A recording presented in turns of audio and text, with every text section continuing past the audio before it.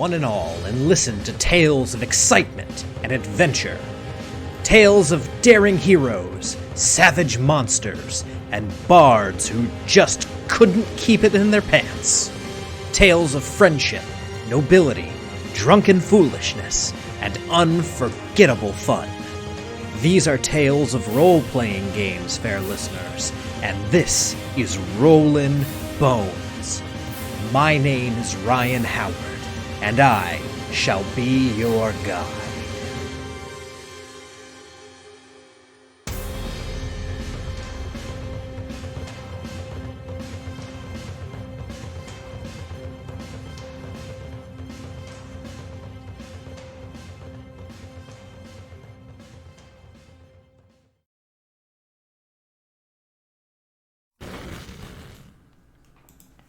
Hello everyone, and welcome back to Rollin' Bones with Ryan Howard, your source for the best in RPG interviews and your RPG treasure trove.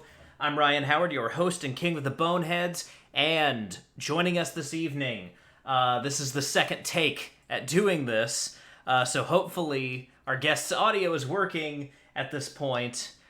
I hate Twitch sometimes, I really do, but ladies and gentlemen, this is one of the best miniature painters that you can find on Instagram, so give it up and put your hands together for Erin, the Dark Elf Girl. Erin, welcome to Rollin' Bones. Thank you. Hopefully they can hear me this time. Absolutely. Elfie, can we hear Erin this time? Please say yes. Hello. Hi. Okay, I think that means yes. Awesome. All right, Hey. sweet. Good job. Good job fixing it. Amy Anyway. can hear it. Amy can hear it. Elfie can hear it. We are good to go. All right, cool. So yeah, Erin, thank you for bearing with us as we work through these audio issues, although as you yourself said, that seems to happen a lot. Yeah, I'm kind of the queen of audio issues. Honestly, I think I may have jinxed your stream, so sorry about that. Oh, it's all good. Don't worry about it. Worse things have happened. All right. So, the way I like to kind of, begin the show, I ask these questions to everyone just to, get an idea of what people are, coming at this interview with. So this is going to be a two-pronged one here to begin. Erin, how did you get into RPGs? And then also, how did you get into miniature painting?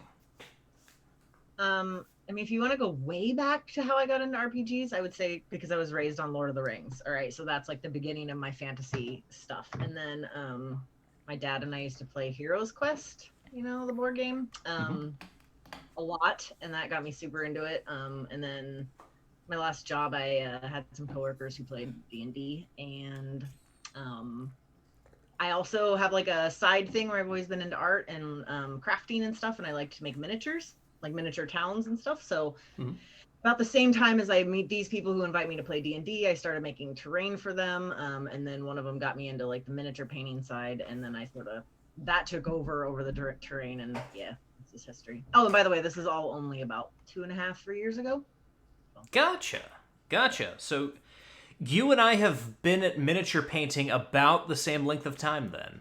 Right on. Yeah. I wish I'd gotten into it earlier, but whatever. Do it now, so it's cool. Gotcha. So, of the games that you play, what would you say is kind of your favorite RPG? Definitely Dungeons and Dragons. That's actually like really the only tabletop game I play anymore, or yet. I mean, I think post like when life goes back a little bit normal, I'd like to try more of the Warhammer type games. But yeah, just D&D. Gotcha. And you guys are playing like 5th edition? Yeah, it's the one I've actually played. Same here, oddly enough. I know that might disqualify me from having a show about RPGs, but 5th edition is the only edition of D&D I've ever played. I think it's kind of the best. I mean, I know I feel scared to say that. I don't want to offend anybody who plays the old editions, but it's the updated edition, right? So it makes sense that we all play it. The way I like to put it is I taught my almost 60-year-old father how to play D&D, and it really took him only about 15 minutes to really pick up on like what was going on. and he had fun the rest of the night. So if that speaks to how good a game it is, I definitely think it does. So I think it does. Yeah. I honestly like one session and I was like, where have you been all my life? And I'm now a lifer, no doubt about that. Gotcha. So, not counting Hero Quest, since that's a lot of like kind of pre-generated characters, but going into the 5th edition game that you played, who was that first character you played? Her name is Ayla Zavine.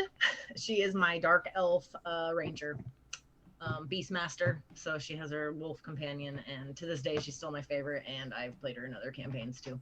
Gotcha. Mm-hmm. You got kind of your Dritzina, if you will. A little bit, yeah. Yes, definitely. She's kind of my avatar, I guess. Like some people I know really like to go like and play completely different characters, and that's part of their escape. But for me, I very much play avatars myself. Like it's me in a fantasy better setting, you know. So that's what she is. Yeah, I've got no room to throw stones because my first character has also kind of just become the embodiment of myself as well, or the embodiment of who I want to be. Yeah, it's who you want to be, and that's kind of a lot of it, right? It's escape. It's the fantasy aspect of it. So makes sense to me. Absolutely. So, kind of turning that last question or the question before it around into the realm of miniature painting. When it comes to the miniatures that you paint, do you have like a favorite brand of miniatures that you tend to find yourself painting a lot of, or that you really enjoy painting?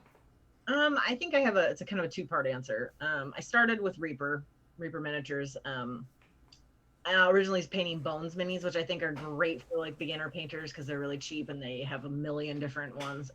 But I've definitely graduated beyond them into their metal minis. Is what I prefer. I'm actually currently working on one right now. Mm-hmm.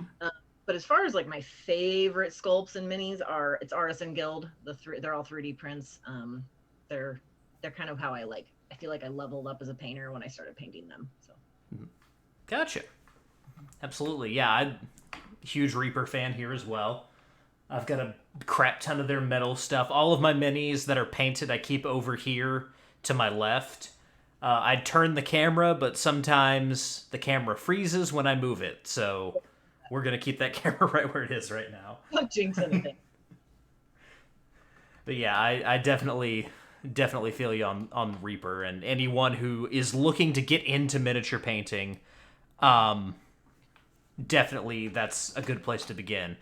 And yes, the audio is now sorted. We're good to go. Thank you guys for holding on here. Yes.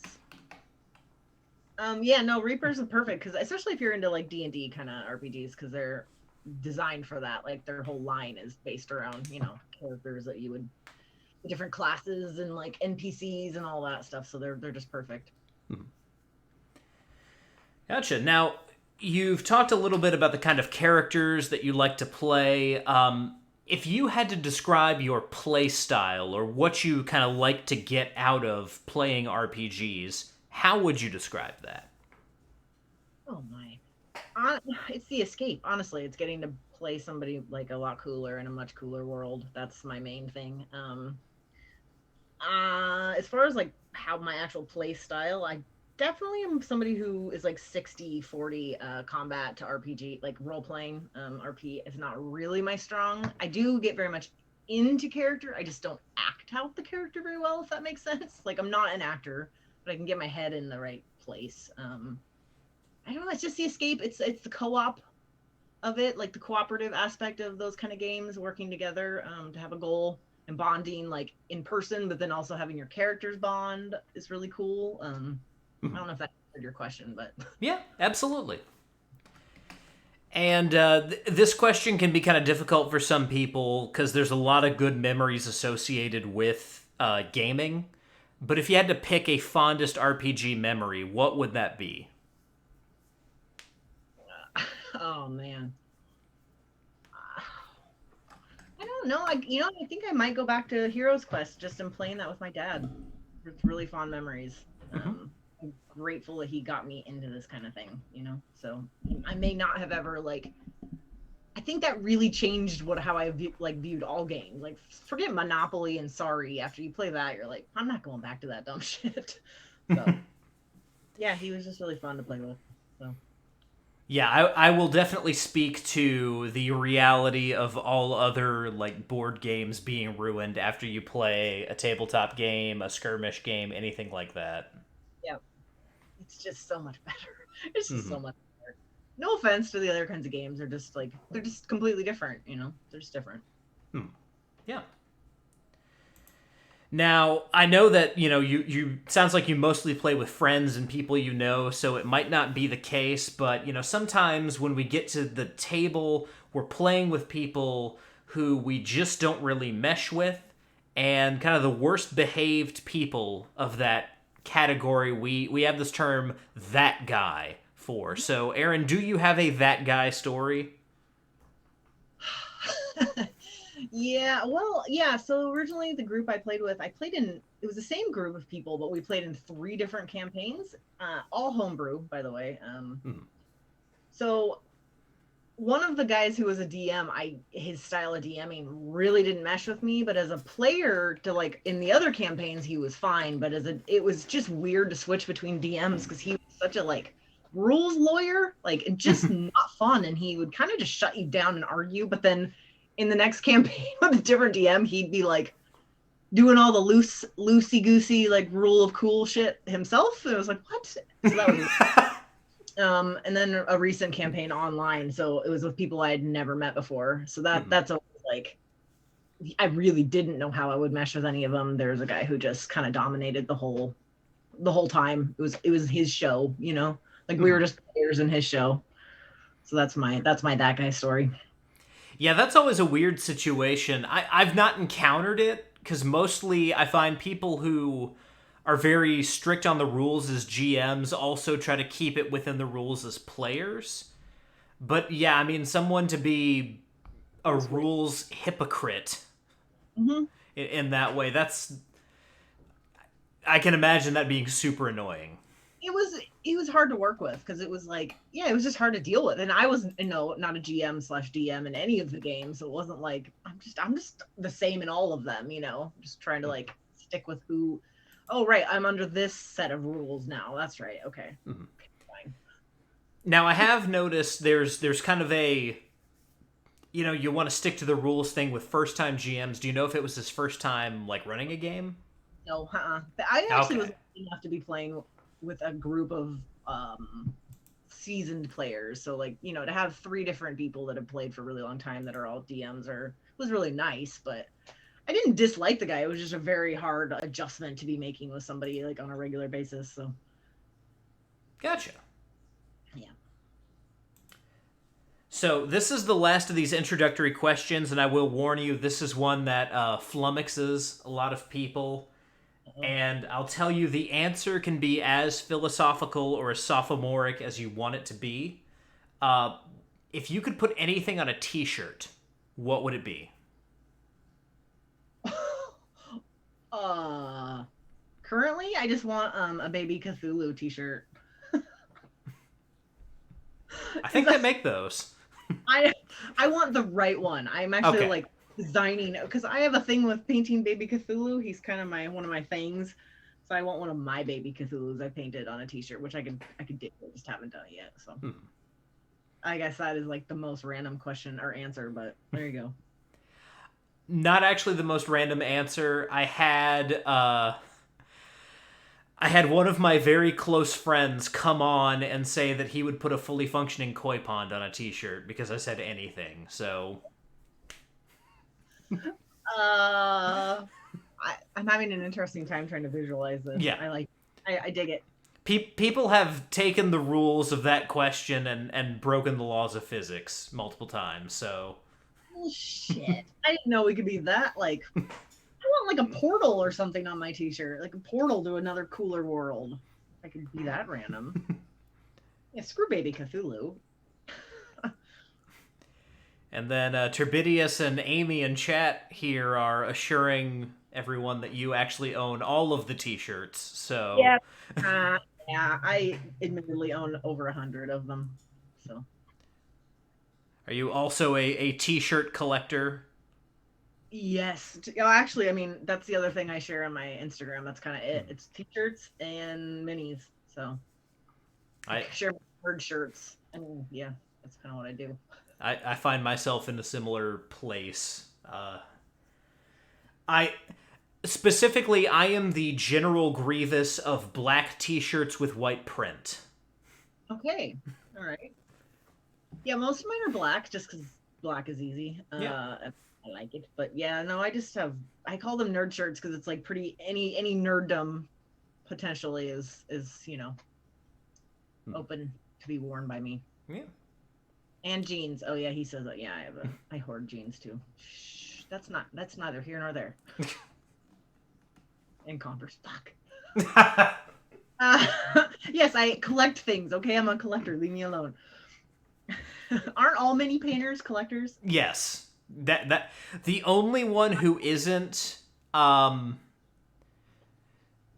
Courtney from Figuratively Speaking apparently does not have a large collection of plastic because most of her stuff that she does is like projects for friends and stuff like that, and she specifically does not want to have a bunch of minis in her house. But well, that lady is ahead of the game in many aspects. Still, she's kind of fantastic, so I'm not surprised that she doesn't hoard. Yeah, I love her. Yeah, she's a better person than me in that regard. Me too. So, this is just a personal question that I have because I'm curious. I've been trying to figure out who it is that's over your left shoulder on the wall there, and I'm not able to put it together. You got two guys from Depeche Mode. Gotcha. Billy Idol and his guitarist Steve Stevens on the same. So basically, two of my very favorite things that came from the '80s on the same poster. Gotcha. Yeah.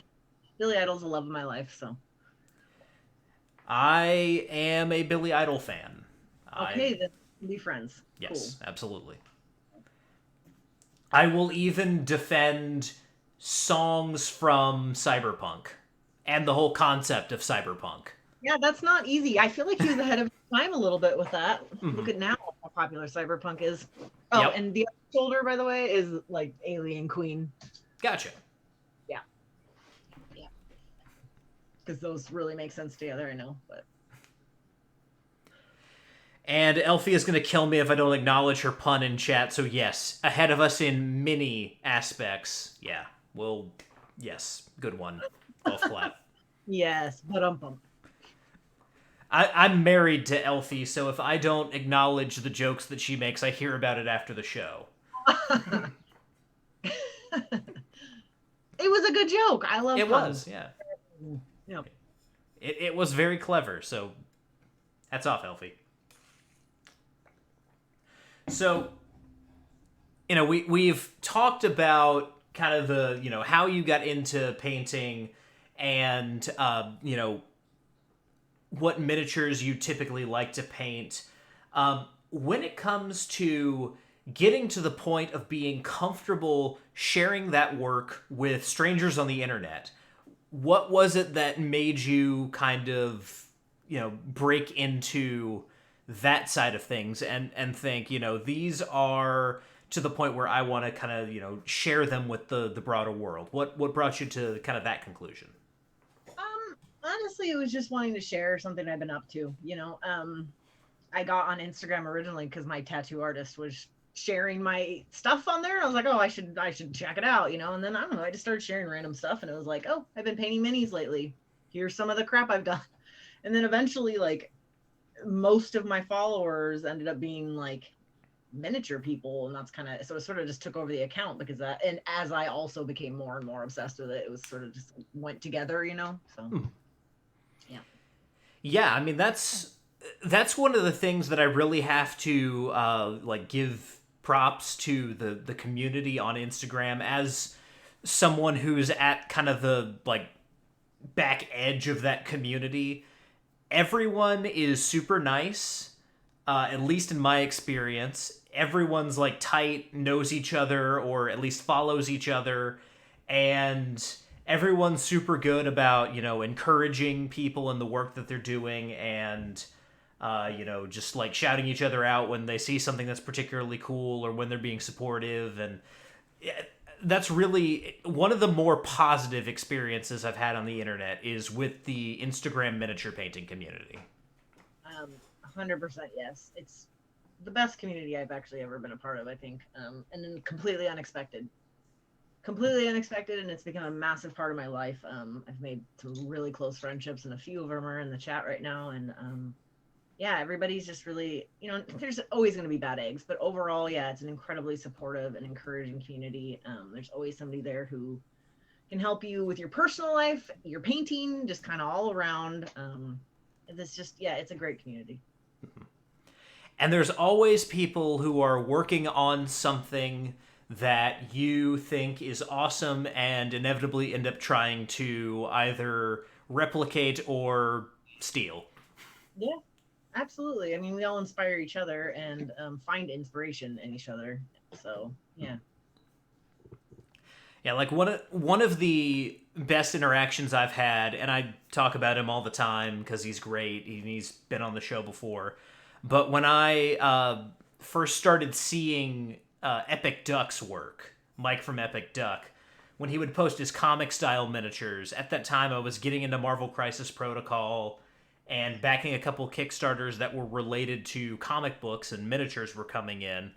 It was really cool to see what he was doing, kind of learn the process of making those almost cel-shaded 2D-ish drawing-looking miniatures and seeing if I could replicate that style. So, I mean, that's definitely one of the coolest aspects of the hobby, is being able to see what people are doing and then, like, trying to learn how they did that process. Absolutely.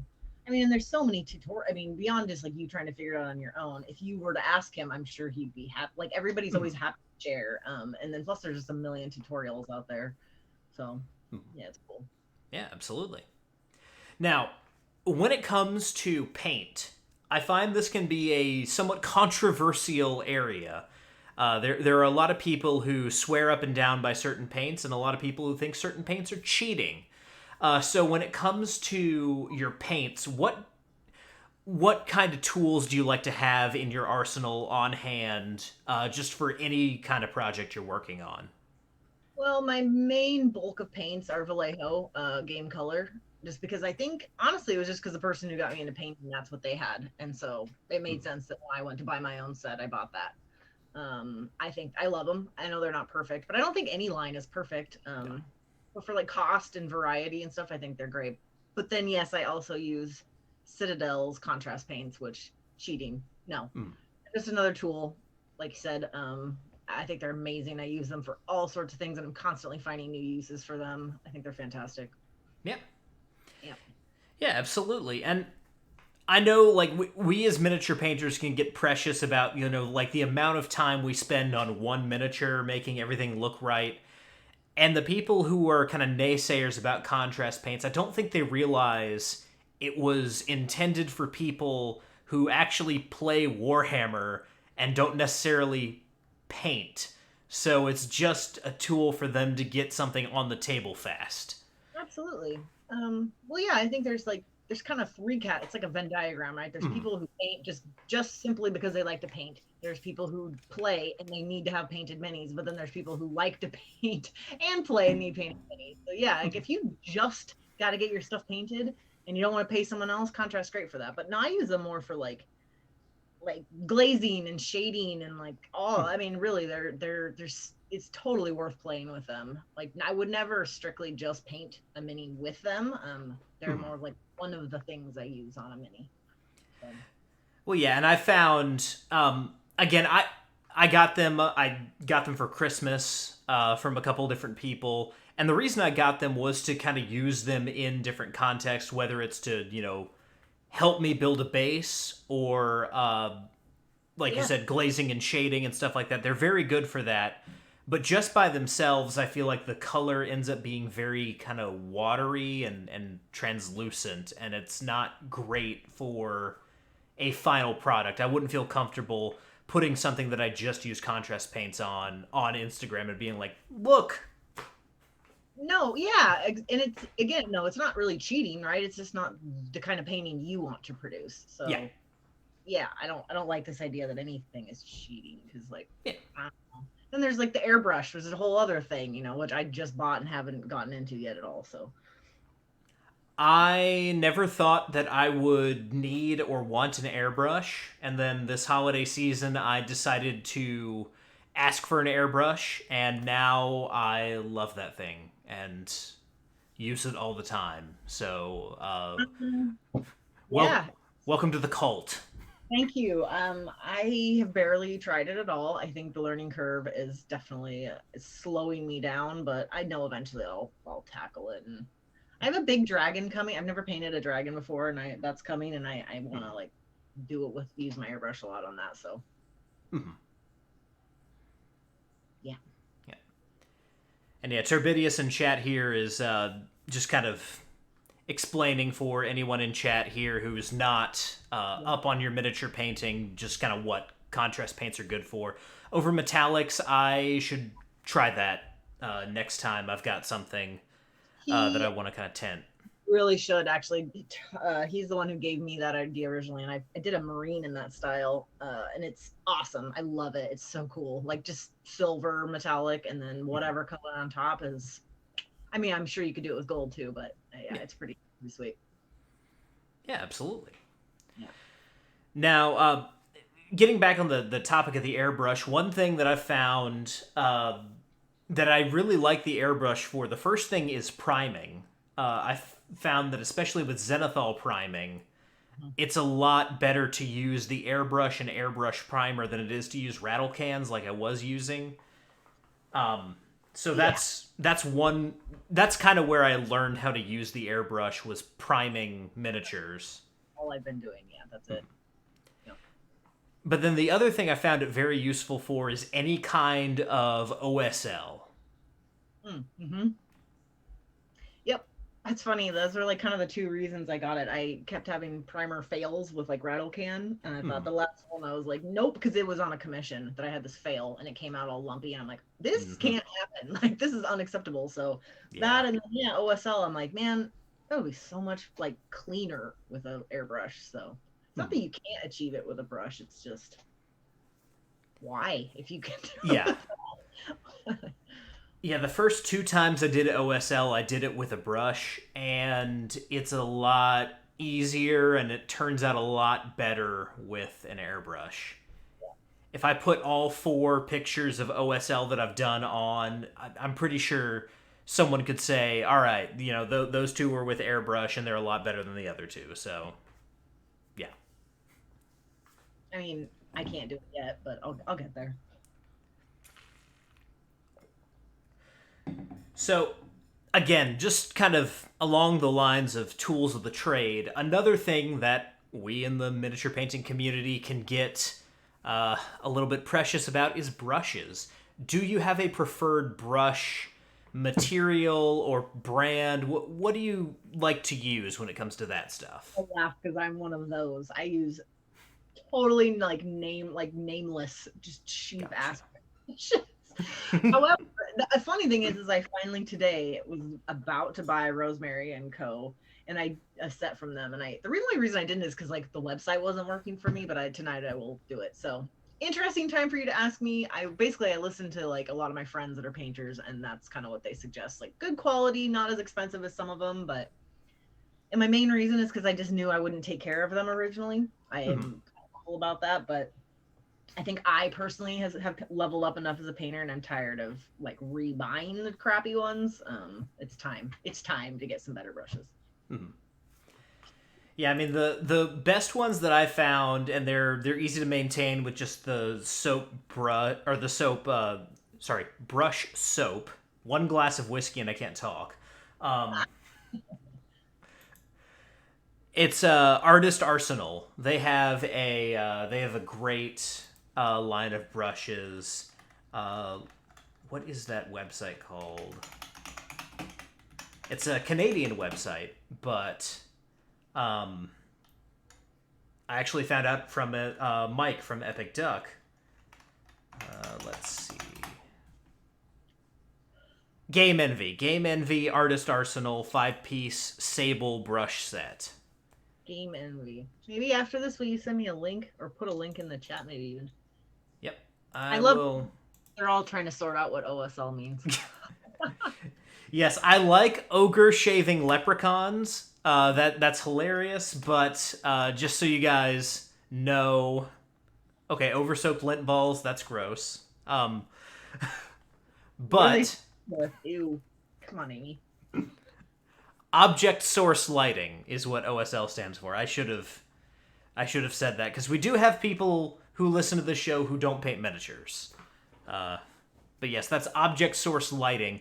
Basically, anytime you want something on your miniature to be glowing and casting light on the rest of the model, that is OSL for anyone who's unfamiliar.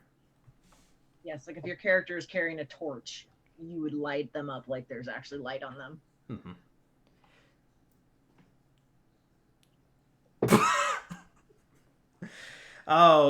This is very appropriate coming from Mr. Filthy Fracker. OSL, ostrich's sexual language. Thank you, Filthy Fracker. Ostriches are so up in your face. I don't want to interact with their sexual language. Yeah. Yeah, ostriches are aggressive. That's an aggressive animal. They're so weird. They are, like emus, they are birds that forgot they're not dinosaurs anymore. Mm-hmm. Oh, they're so weird. I mean, I love them, but they're so weird. Mm-hmm. I'm just going to stand in front of your car indefinitely. And you're not going to do anything about it. Mm-hmm. Now, I have a leprechaun. I don't have an ogre. But if I did have an ogre that I could paint, I would definitely try to paint that leprechaun trying to shave the ogre. So You're shaving. I think this needs to happen now. yes. You should probably get yourself an ogre. There we go. That could be the dark elf dare for Yeah. Dark elf dare for April is OSL. What do you think this acronym stands for? Paint it. Oh my god, that's kind of funny. Actually, that's a really good idea. Emus won awards. Oh god, that's actually a really good idea. But no, we already have April sorted. Maybe. Gotcha. But yeah, that's another thing that we should discuss. Kind of towards the end of last year, you started doing the Dark Elf Dare, which, again, for anyone unfamiliar, basically Aaron picks a topic for a month, and then you have a month to work on a miniature or a miniature diorama, a series of miniatures that fit together within certain parameters that kind of fit within this topic. How did that idea kind of take form and come about? Well, originally, there's other people that host competitions on Instagram, so that idea was already there. And then I kind of was I think I was approaching, I don't know, 3,000 followers or something, and I was trying to think of people do giveaways, they do different things to sort of like give back to the community or thank it or whatever. So I just kind of married these ideas and thought, I think I want to do a competition that's really based more on like community building and sort of inspiring people. And so that's kind of how it just started. And then I asked some of my friends in the community or people I just knew that would be good at it, I guess. And I asked them to be judges. So I have like a panel of judges, and we all come up with the ideas together. And yeah, really, like, honestly, the main point is to just inspire people to create something that they're proud of. Absolutely. They're still going at it in chat. My goodness. I'm surprised. I'm ignoring the chat. That's how these people are. Trebitius is one of my judges, and Amy, who does stuff, has won the competition before. Yeah, Mr. Filthy, I would try a Vincered Leeches. But the occasionally serious llama. Yep. The rest of the time, he's super sarcastic, telling jokes. Mm-hmm. They're silly people. Would Cusco be an occasionally serious llama? That's my question. Who's that? Cusco from The Emperor's New Groove. Oh, okay, right. God, I forgot all about that. I have to bring that up. That's one of Elfie's favorite movies. I haven't. Yeah, that's. But yeah, the Dark Elf Dare. I've entered twice. I've placed 0 times because when you enter a competition like this, so often in miniature painting, you get so lost in your own work, your own kind of world, what happens at your bench. So when something is finished, you think in your mind, this is really good. Hopefully, you think this is really good. I'm happy with this. This is where, this is where I'm going to stop because it's, this is the best it's going to be. And when it comes to these competitions, myself, I think this is great. It's going to be a contender. And I post it, and then I watch the hashtag, and I see all the other participants, and I'm just like, no, I got smoked. Okay. Let me stop you right there and say, first of all, there are a lot of entrants, and only 3 winners, and now I've increased it to 4 because of that reason. So you have your first, second, and third place, but now we do like the random drawing because I want people who don't think that not that they aren't, but there are definitely people who don't think they're good enough to win, and I still want to have them feel motivated to make something. So that's why I started the drawing, so that everybody has a chance of winning something. And the prizes, honestly, they're motivators to get you to go make something. But no, that's the thing. There can only be 3 winners, and often our judging is really hard. There'll be 5 people in 4th place. It's on, you really, I hate to tell you that, Yeah. but you could have been up 1 point away from winning. That's how close they always all are. So, and we're not only judging on actual technique and skill and stuff, really a lot, we are much heavier on the creative side. So just know that too. Because it's not, because I want people from all, skill levels to feel like they can enter. And so it's really based on more creativity and effort rather than actual, this is a golden demon. It's supposed to be for fun, Yeah. Yeah, absolutely. I'm just saying that when Amy enters the competition, I'm looking at Amy's Instagram right now. Yeah. I mean, yeah. And then there was one I saw just this the past one that I entered, Duel, for February. There was one, I believe it was the 3rd place one with the Manticore. I saw it, and I saw the whole setup, and I was just like, oh, that's beautiful. And so it really just kind of gives, if nothing else, even if I don't win or don't have a prayer of winning or whatever, seeing all the stuff that other people are doing out there and finding new people to follow, that's worth it alone for me, honestly. Just seeing all of this awesome stuff that people are releasing for these competitions. Yeah, I love it. I get so excited. Honestly, it's it brings me so much joy doing this competition, and then hearing people, tell me afterwards it's the first time I tried that, and they're so happy they did, and it just makes me really happy. So yeah, I'm finding other people and getting to showcase people that maybe only have 100 followers right now, but they get showcased, and get other people to see what they're doing, and I love doing that. So. And now that I know that Turbidius is open to bribes, I will point out that I am an excellent cook. He is too, though, I think. So. And he's in Australia, so that's an issue. Yeah, that's going to be a problem. My banana bread stays moist, though, so it should arrive and still be delicious. Hello, I accept banana bread bribes, too. All right, yes. I will be sending out multiple banana bread bribes. Baked goods are always an offering I will accept. That was something that was another, I guess, talent thing that I honed just kind of throughout pandemic, was discovering that I'm not actually that bad at cooking and baking, to the point where I made banana bread so good that my mom started using my recipe. Wow. That's cool. That's when you've made it. Yes. Yeah, yes, it's chocolate chip banana bread, so if you're a fan of banana bread with nuts, I could do it with nuts, but chocolate chips are better. They are better. Wow, yeah, you are making me hungry. It's legendary at your office. Aw, lucky lady.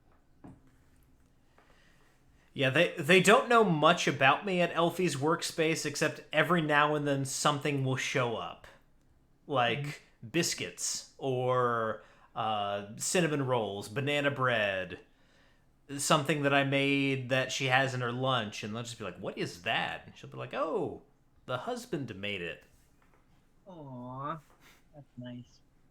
and so I get to feel good about myself. And Turbidius, I don't know if you're one of those people who doesn't like that word "moist." I know there's a few Nobody people out does. there. Nobody does. Moisten is even worse. Mm-hmm.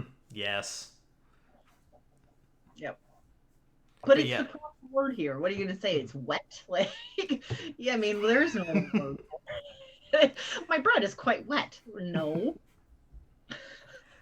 I did have a friend who absolutely despised that word, couldn't say it, anything, but she was going to culinary school. And I point blank asked her one day, I was like, okay, so say you're in a pastry class. How are you going to describe what you've made to your professor? Yeah. And she just goes, it's wet. Now that's not going to work. That doesn't work at all. You don't want your food to be wet ever, right? No, no, not Oh at all. no. Just gotta get over it. Yep. She did finally say, okay, I can make an exception when it comes to my work. And I was like, all right, good, good. There we go. Try. Oh yeah, that works. So, when it comes to kind of the painting that you are doing right now, I know you mentioned that dragon. What other kind of projects are you looking at doing in kind of the immediate future? That's an awful question for me because I literally have about 40 whips at all times. Whip being work in progress for those who don't know. No joke, like 40. Oh, I can think of something. Yeah, so the dragon's not here yet. That's something I'm going to be working on slowly on my Twitch streams. But then also Amy, who does stuff, her and I, yeah, she's saying it right now, Necromunda. So her and I are each going to paint a house from Necromunda during like some streams together, and then auction them off for charity, like together, so somebody can immediately like have a team they can play the game. So Hmm. that's our new thing. So we're kind of very excited about that. Gotcha. Yeah. Gotcha. That sounds like a lot of fun. Yeah. Uh, Now, getting back over to the dragon side of things, I have painted approximately one, like big dragon. So I will tell you, you are in for an ordeal, I shall we believe it. say? I believe it. Um, I've been watching people for the last year on Instagram with their dragons, and I'm like super intimidated. Well, first of all, I've never really painted anything. I mean, honestly, like maybe this big, Mm-hmm. like the biggest. I'm very much, 28, 32 mil kind of painter. But yeah, I realize it's going to be a process, and I want to slow down because I tend to pump out many pretty fast, and I really want to take my time on something and like, really work on it slowly. So I think it'll be good for me. Yeah, I mean, in my experience, and last time I did this was like probably not 3 years ago, but like 2.5 years ago. I painted this first dragon, and um, I'm a lot better of a painter now than I was then. But the thing that I noticed, it's very much a double edged sword because the space you're painting is bigger, so the details stand out a little bit more. So they're easier to get with the brush. You're not like straining your eyes trying to make sure that something looks the way it should. But also because the details are bigger, they stand out more. So it's yeah, there's some I, trade-offs there. that's what I've been scared of. Like I have this weird, I feel like most artists doubt their talent, right? Hmm. It's common, but I have this constant thought in my head, like it's going to expose what a crappy painter I actually am. Like, sure, it looks good on a tiny scale because you don't actually see, but like, yeah, that's definitely going through my mind. But at the same time, like, so what? It's just paint. Like, everything you paint makes you a better painter. You learn something. You know, I think it'll be fun. I'm looking forward to it.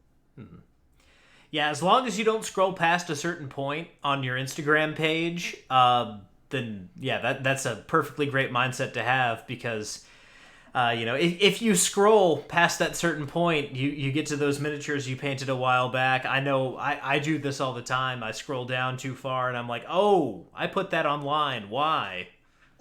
Totally. But it's cool though because you get to see your progression. I think at the end of the day, we should only compare ourselves to ourselves. Only compare your own painting to yourself. So those ones that look bad, like, think of it that way, as like, wow, look how far I've come from that crappy paint job. Like, you know what I mean? Don't knock it. Just be like, sweet, look how much I've progressed. Yeah, and that really speaks to what I think is kind of the best part of the miniature painting community and why it ends up being so healthy and so friendly online, because when it comes down to it, ultimately our competition is not each other. Our competition is this. This is what we're up against. Making this go from a solid gray thing to, I mean, what this one is, a fully painted miniature. And so even though, someone out there is doing like Picasso's compared to your finger painting, ultimately they had the same challenge and they took their own path to it. You can see, the techniques that they used and the way it came out, and it really just kind of makes for a great bonding experience of how did you conquer that 28 millimeter piece of plastic or metal. It's really satisfying. I think we all get the satisfaction of a finished mini. Absolutely. And then we also get our fantastic inside jokes about eating paint and all that stuff. I'm definitely a brush licker. I lick my brush even when I don't have paint down yet. It's ridiculous. The first time I saw someone do it, I was like, that's disgusting. I'm never going to do it. And then I noticed that even, the cleanest you can keep your brushes, they're still going to come apart a little bit. And I was just like, do I do it? You do it. Did it. And then, yes. So I do more than that, though. I actually use my saliva a little bit as a thinner. It does that. It works. Like, if I have just a little bit of paint and I know it needs to get a little more moist, I will lick the paint just to keep the blending going. I don't have time. Yeah. I gotta blend now. So yeah. So every mini that I complete has lots of air and saliva on it. Yep. If any of your commissions are scientifically inclined, someone might be able to clone you. Oh, for sure. Yeah, no, I think about that every time. And then I always end up taping my hair into the box when I send it. Well, my hair and my saliva, yeah, it's done. My DNA is everywhere, all over the world. Yeah, people can definitely clone you from your minis. They can also, in certain cases, clone my wife, because when I want a bowstring, I will ask my wife for strands of hair, because that makes the best bowstring, in my opinion. You mean mini bows? Yeah. Minis. Holy shnikes, I never thought about that. Wow. Yeah, I'm somebody who doesn't ever string my bow on minis, and that's really clever. I used to never string the bow, or if it had a plastic string on there, I'd paint it, but I noticed it just looked bad. The plastic ones looked bad because they were out of proportion. And not having one, I eventually just was like, I want a bowstring. And so I was looking around online, and someone in one of those tutorials said, just ask your girlfriend for pieces of her hair or get hair from a brush. And I was like... And so I approached my wife in the creepiest way. And I was just like, hey, Elfie, do you have a brush that's got hair stuck in it? And she was like, yeah, why? I was like, can I have some of those hairs? And she's like, why do you need my hair? Better than asking for toenails, I guess. Yeah, and so I explained it, and she's just like, okay, here. And she just pulled some hair out of her head. And I was like, well, you could have just given me the old stuff, but... This is right here. Yeah. Okay, she says the ginger hair, just color it. Yeah. Can't you just paint it? Yeah, absolutely. I mean, I paint the one miniature I have, and I can see him right here, so I'll grab him. This is the miniature that has a bowstring on it, and I'll hold it up to the camera so you guys can kind of see it. I painted it off-white, so it would look like a bowstring, because her hair is kind of reddish as well. So yeah, just paint it. I ruined your joke. I'm sorry, Amy, I'm a joke killer. Yes, I know, Elfie, your hair is not that color. I just mentioned I painted it. Oh, God. Toenails make good miniature boomer. You're really living up to your name there, Mr. Filthy Fracker. That's my best friend, Ryan. Yeah, he's...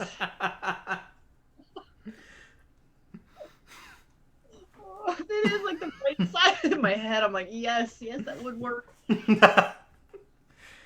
And that's the problem. That's the problem with us model makers and miniature painters. We see these objects and we're like, I could use that. I could use all garbage is potentially something you could use. Yeah, it's a problem. I don't even want to talk about what's in all these bins over here. I mean, like, for the first time, I used real leaves on one of my miniatures as part of the base flocking, because I didn't have any good flocking for, like, autumn leaves. Yeah, somewhere around here I've got herbs. I mean, yeah, we all use, herbs work really well. Yep. Yeah, absolutely. So, when it comes to the basing side of things, that is... I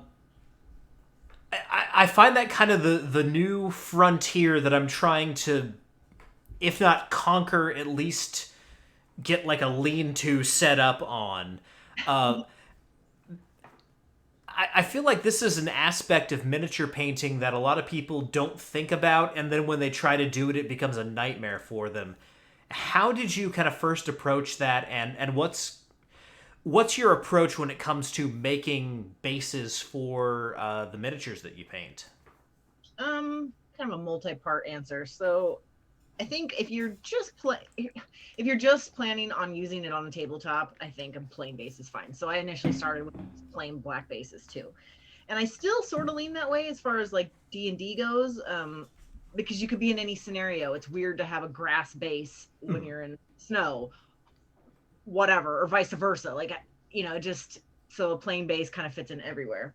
But since I now paint more for just display, I definitely do basing. And again, like, do you want to just have your little round base, or do you want to actually create a bigger like display base for it, which I really enjoy doing. And I use a lot of XPS foam for that. Insulation foam is great because I use it for crafting. But yeah, so I think it's a lot simpler than people think. You just need a few like key important ingredients, like flocking. I have fish tank gravel, makes great sized rocks. It's pretty glue. Like it doesn't take much to actually go kind of crazy and make something awesome. Yeah, absolutely. Now, since you play RPGs and also do the miniature painting, I asked this next question because this is what happened to me. Do you find that when it comes to, making terrain and painting miniatures, that it's now hard to go back to any kind of gameplay done pre-terrain or pre-miniatures? And have you ever kind of like played that theater of the mind way before all that stuff was introduced in your games? No, I luckily like the first D&D group I was in had minis and not so much terrain. I actually started making the terrain for them, but So I haven't had to do much theater of the mind except for in this last year playing online. But even then, we either use a computer program that's running like a virtual tabletop, or like the game I play in weekly, the DM just points a camera at his table and actually has the setup. So I've been lucky enough to not have to do theater of the mind, because honestly, I don't. While I respect that people want to play that way, I really need to. I like to have the visuals. I need it, especially for combat. Like, I like it a lot. I want to see what I'm doing. So, I wouldn't want to play without it. Yeah, I mean, I started playing Theater of the Mind because no one had miniatures, no one could make terrain, all that stuff. We were all broke college kids. But as I have started to play with terrain and, had miniatures that I painted, while there is something magical about kind of the image you can create in your mind of what's going on, there's also something really cool about your players coming into a room, seeing what's been set up on the board, and going, what the hell is that? And then, yeah. Absolutely. You know what I mean? Even with that, you're still using a bit of theater of the mind. I think it's a nice combo, of imagination with what you're looking at. So, yeah. Yeah, because, I mean, just like going off of what you said there, you have a still image of what's going on. You have like a top-down overview of what things look like. But once you have, the image of this is what my character looks like, that's what the enemy looks like, this is the terrain that we're in, your imagination then makes that come to life. Absolutely. Yeah. Yeah, I love it. They're still going at it. Oh my god. I know. They're not even with this. Oh, and Mr. Filthy is still living up to his name. Oh, goodness. Anyone who's not in this Twitch chat, watching this on YouTube, or listening to this on audio, we're now down the path of teeth being turned into shields, runny noses making good Nurgles. Amy has brought up fungal toenails for Nurgles. And now they're plotting using a podiatrist to get miniature and terrain supplies. I'm sorry I brought my along. I apologize. I can't take them anywhere, apparently. All we're missing is one of my cats jumping up on the table back there and playing the cello at this point. There's a reason why my door is closed. Keep those. Because they do like to crash these things, don't they? Now, from one cat owner to another, I just have to ask, have your cats ever tried to drink your paint water? No, but I saw earlier in the chat that yours does? Yes. One of my cats, she's a beautiful Norwegian forest cat. Her name is Nora, and she is obsessed with water. She loves running water. Any source of running water is magic to her. But she also likes still water that she's not supposed to drink. Cats are weird. So if you give her a bowl of water that's like, this is for you, she won't drink it. But if you have water in a glass that you're drinking out of, she wants that water. Oh, yeah, okay. So my younger cat, Kira, does drink out of my water, too, to the point where I actually now just have a permanent coffee mug for her. Because she thinks it's mine, so she'll drink it, but then she leaves my actual water alone. So yeah, I hear you. She also used to steal the minis, which is why I close the door at night. But yeah, my Nora, before I've got this gravity-fed water dispenser now from Game Envy, again, that Elfie got for me for Christmas. Before that, though, I had a mug for paint water. And I turned back around, and Nora's drinking the paint water, which was brownish black from the colors I'd been using. And I was just like, what? How does that even look appealing to you? That's not good. But then the other cat, Ronin, big tan Maine Coon, he likes to pretend he's Godzilla and jump up on my miniature display shelf and knock things over. Cats. It's their world, don't you know? including the dual competition piece that I made. I heard a thud. This was after I posted it, thank God. But I heard a thud, and I look and I see the guy with the sword separated from the thing, and I was on a call with my coworkers, and I was like, guys, I need to go discipline my cat real quick. We're all peaches, apparently. Yep. Yes. Yes, Mr. Filthy. Millions of peaches. Peaches for free. Yes. Yeah, and if you like this chat, you should come hang out in some of my streams. Both of you are invited. Absolutely. They're always insane like this. Always. And I used to get 18 and over because I'm concerned about who comes into them. Yeah. And so you, Twitch streaming is kind of a new thing for you. Is that correct? Yeah. I was streaming on Instagram for a while, and I just made the move in the last few weeks to Twitch. Gotcha. And you currently do, is it Wednesdays and Saturdays? Yeah, those are kind of my guaranteed days. And then I sort of throw in other ones in between or based on like who's going to join me. Yeah. So it looks like I'll probably be doing like tutorials too every other week going forward. So I'm kind of excited about like having people on doing tutorials. Like, so they're going to be teaching me and whoever's in the chat if they want kind of deal. Mm-hmm. So that should be fun. Gotcha. Yeah, that sounds like a really good time. Now Wednesdays is my D&D night, so joining on Wednesdays might not be possible for me most weeks, but Saturdays I can do that.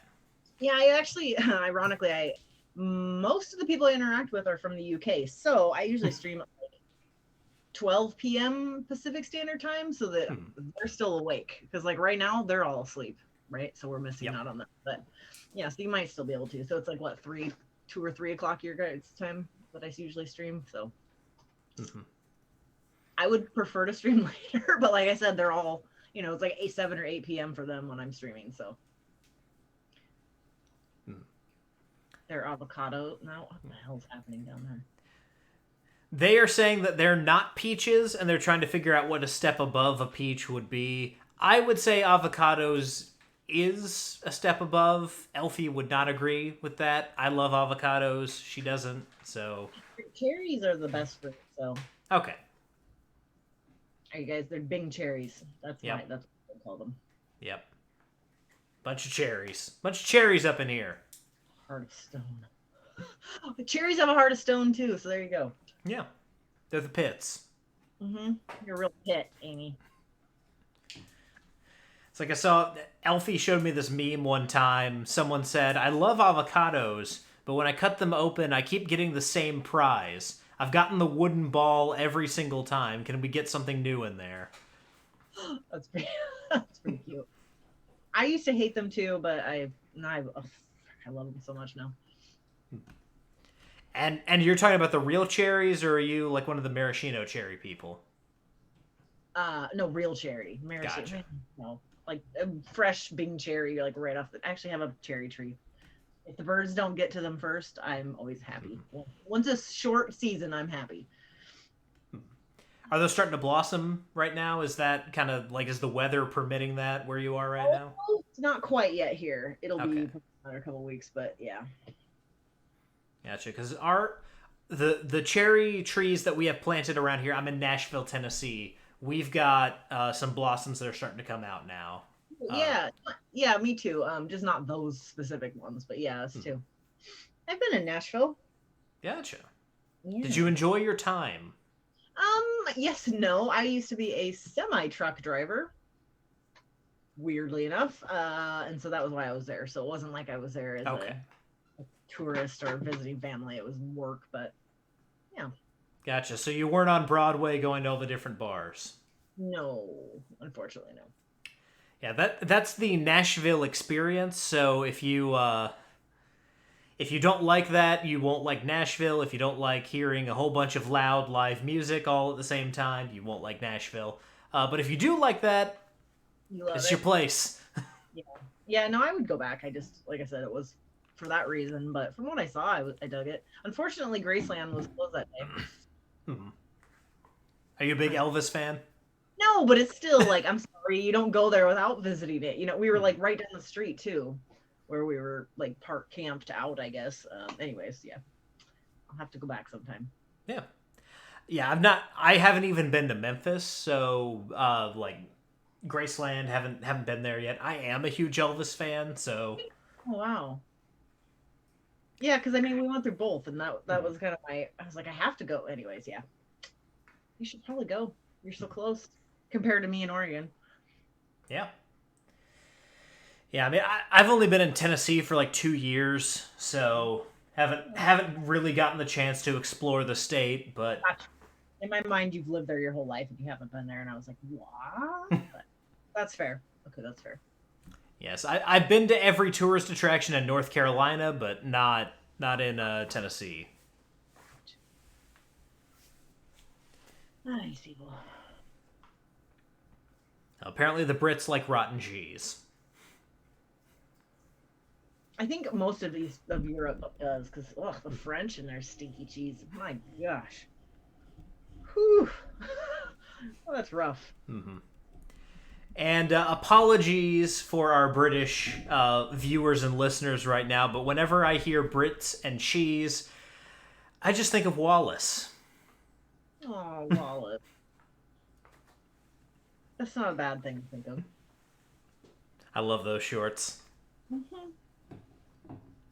Always a good time. Oh, make me hungry. Stop talking about food. It's dinner time. Oh, sorry about that. It's a miniature painting thing, and like little does everybody know, this entire chat is just about food at this point, you guys. It's gone from toenails to food. Yep.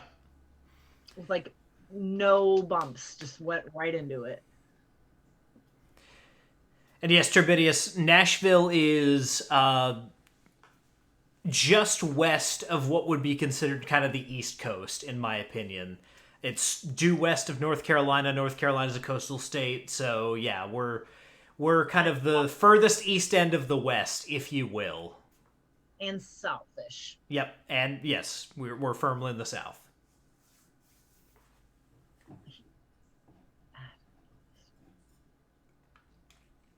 Oh God, you guys. Yeah, keep ramen in face. Yep, absolutely.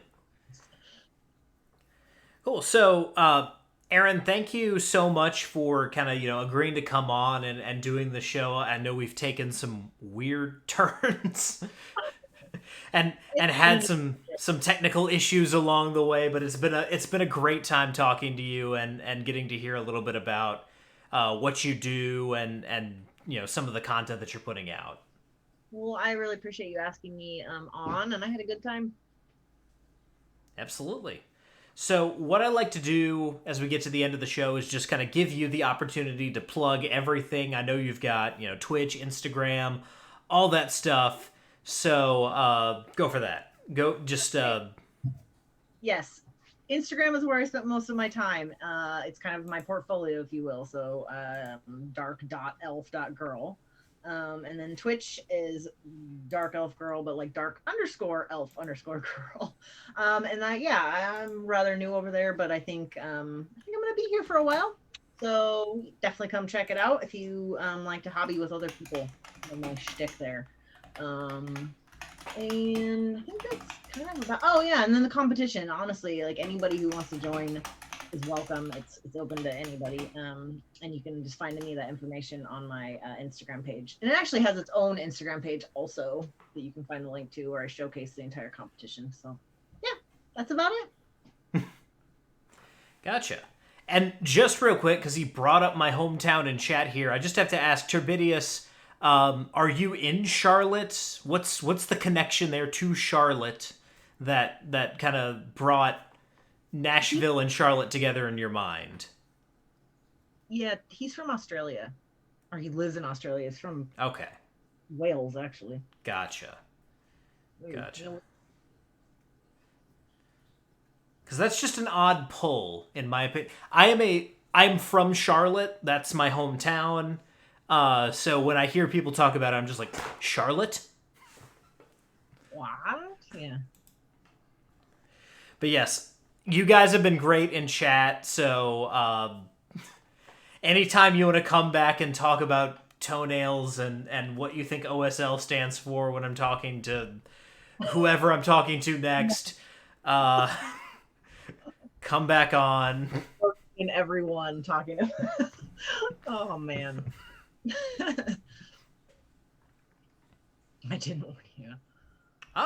You know Charlotte because of the that's even more confusing. The Hornets suck. DS. The Charlotte Hornets are bad. I think I knew that. Yeah. Yep. Now the Carolina Panthers, that's where it's at. Okay, yes, when you were a kid, if you're around my age or a little bit older, then yes, the Hornets were good then. But they are not good anymore. Ryan is 41. Were they good then? I don't know. I don't remember them ever being good. They were okay, I guess, in the 80s and early 90s. Okay, but we have the Blazers, so at that time period, we were good. So why were we supporting other people? Back then, we were. Okay, so yes. Yeah. They're okay. Anyway. The Hornets' best is someone else's like mediocre year, so we'll go for that. Sorry, Hornets. Sorry if you love them and you're listening. And if you love them and you're listening, again, shout out to a fellow Charlottean, I suppose, or a random Australian who likes the Hornets. Yes, Muggsy Bogues, short, huge arm span. Kurt Rambis, also a Hornet. Yeah, well, don't talk about Charlotte stuff if you don't want to hear me go off. Or you could also, if you want to hear me go off, talk about Charlotte stuff. Anyway. Just interview yourself about Charlotte.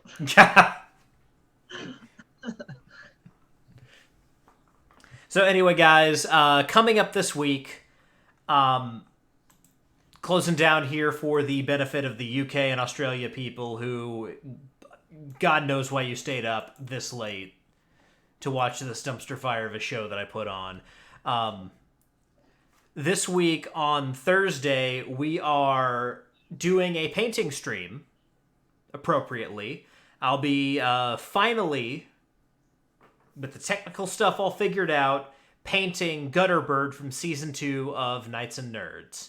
Nice. So, if you want to see that, if you like Knights and Nerds, you just want to see me paint, and, hopefully, fingers crossed, prayers and human sacrifices to the gods of technical difficulties. Hopefully that'll all go according to plan, and we'll be able to pull that off Thursday, this same time, 8 p.m. Central. And guys, you don't have to be better next time. Don't worry about it. Good, because they won't be. Absolutely not. So next week, for Rollin' Bones, I am going to be planning a one-shot to take to conventions once that happens again. So that's what we'll be doing next week. Until then, though, hope you guys, will follow everyone on Instagram and continue just kind of checking up and seeing what we're doing here. I'm sure you'll love everything else that we're doing. And if not, you can always talk about toenails.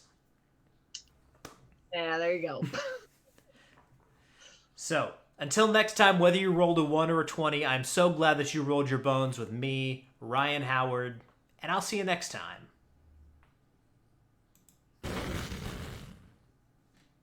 Cool.